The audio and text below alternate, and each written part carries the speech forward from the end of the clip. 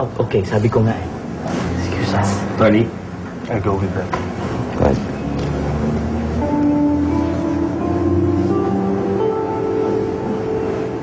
So, ikaw pala ang interesado sa bahay ko. Well, una ko pala nakita yung bahay. Naganda na ako. Kaya I told myself, I must have this house. Sorry.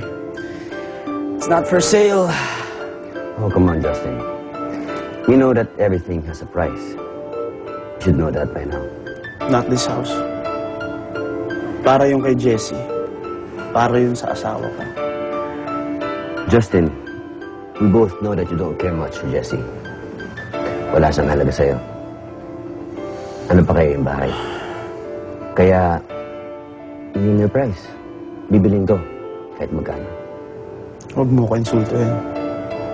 Hindi ko kailangan ng pera mo. Alam mo, Luigi, hindi ko alam kung ano tong larong ginagawa mo, pero hindi ako impressed. Kaya kung ako sa'yo, tigilan mo na to bago ko makalimutan na magkaibigan tayo.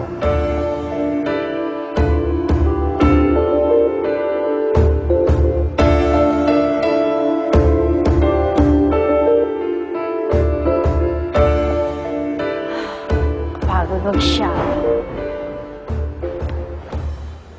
Talagang nababaliw na yung Luigi na yan sa'yo, no? Bakit? Gusto raw niyang bilhin tong bahay natin. Gusto yung bilhin yung bahay natin? Oo!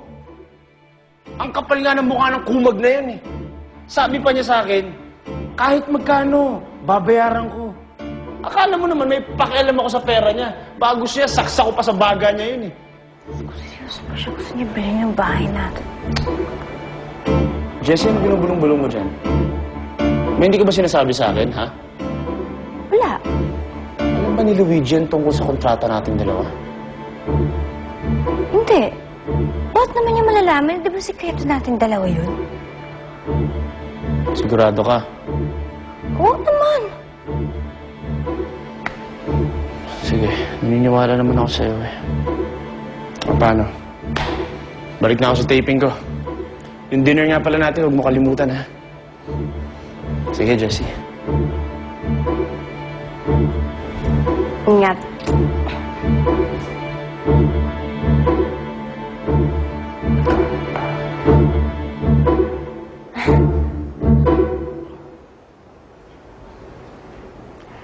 Pwede ba tayo magkita?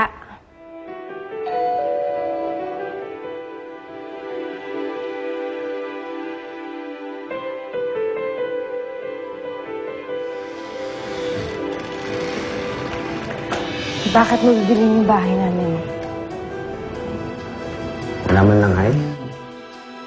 Bakit, Luigi? Gusto ko sanang bilhin. Para ibigay sa'yo. Para hindi ka nabanded sa kontrata mo, Justin. Salamat sa effort mo, Luigi, pero hindi mo na kailangan gawin yun. Alam ko hindi ko kailangan gawin, pero gusto ko. Para sa'yo. Jessie, I really like you so much.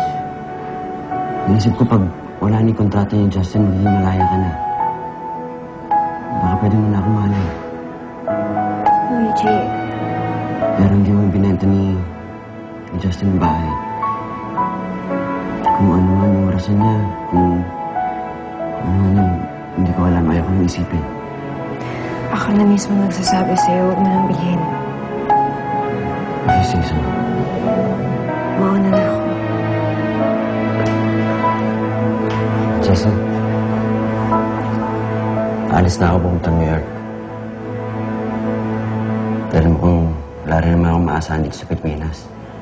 Pero kung sakaling magbago isip mo, na may chance na maging tayo, na pwede mo rin ako mahalin.